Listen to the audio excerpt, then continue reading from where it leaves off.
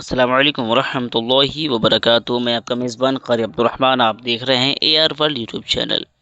امید کرتا ہوں آپ خیریت سے ہوں گے، آباد۔ اللہ آپ کو سلامت رکھے۔ پاورفل وظیفہ فار ہسبینڈ وائف۔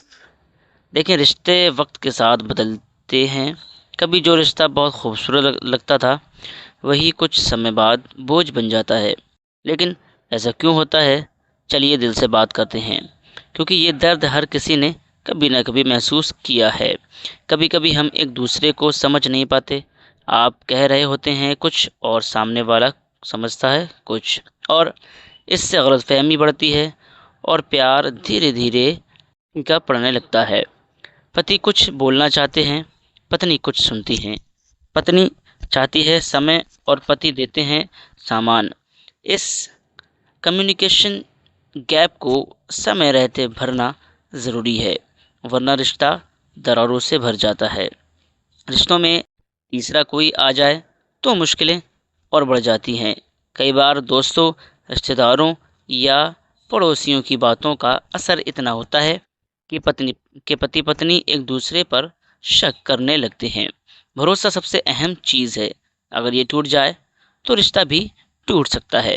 میں بہت بزی ہوں، یہ آج کی سب سے بڑی بہانہ بن گئی ہے، لیکن سچائی یہ ہے کہ رشتے کے لیے سمے نکالنا ہی پڑتا ہے۔ اگر پتی پتنی ایک دوسرے سے دل کی بات نہیں کریں گے تو بھاوناؤں کا کیا ہوگا؟ سمے نہ دینا، بات چیت کا نہ ہونا، یہ چھوٹی باتیں دکھتی ہیں پر اثر بہت گہرا ہوتا ہے۔ دیکھیں، اب ذرا یہ سمجھتے ہیں کہ وظیفہ ہوتا کیا ہے۔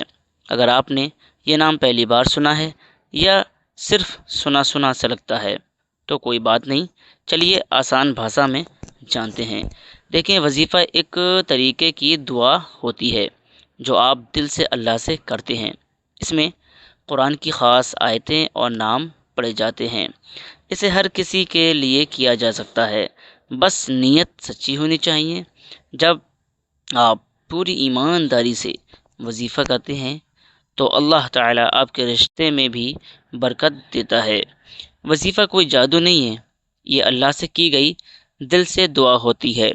جب آپ بھروسہ رکھتے ہیں، جب آپ نیمت روپ سے وظیفہ پڑھتے ہیں اور اس پر بھروسہ رکھتے ہیں تو دھیرے دھیرے بدلاؤ محسوس ہونے لگتا ہے۔ رشتہ پھر سے میٹھا لگنے لگتا ہے، ناراضگی کم ہوتی ہے اور پیار واپس آنے لگتا ہے۔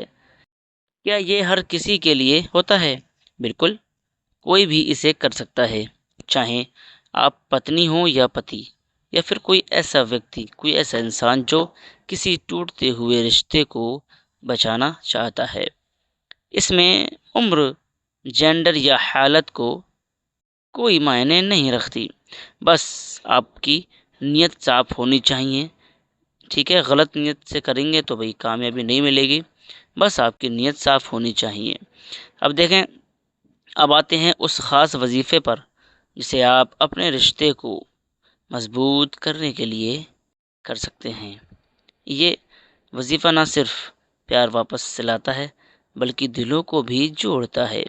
وظیفہ سب سے پہلے وضو کریں، یعنی خود کو پاک کریں۔ اگر آپ ناپاک ہیں تو پاک کریں اور ایک شانت جگہ پر بیٹھ جائیں جہاں کوئی ڈسٹرب نہ کرے۔ سمجھ گئے آپ؟ اب نیت کریں کہ آپ یہ وظیفہ اپنے رشتے کی بھلائی کے لیے کر رہے ہیں۔ ایک بار آپ کو درود شریف پڑھیں، ٹھیک ہے، پھر سورہ یاسین پڑھیں پورے دل سے۔ اس کے بعد 11 بار پھر سے درود شریف پڑھیں۔ انت میں اللہ سے اپنی منشا یعنی کہ خواہش کے انوسار دعا کریں۔ ٹھیک ہے، آنکھوں سے آنسو نکلیں تو اور بہتر ہے، ٹھیک ہے نا؟ اگر آنکھوں سے آنسو نکلے تو اور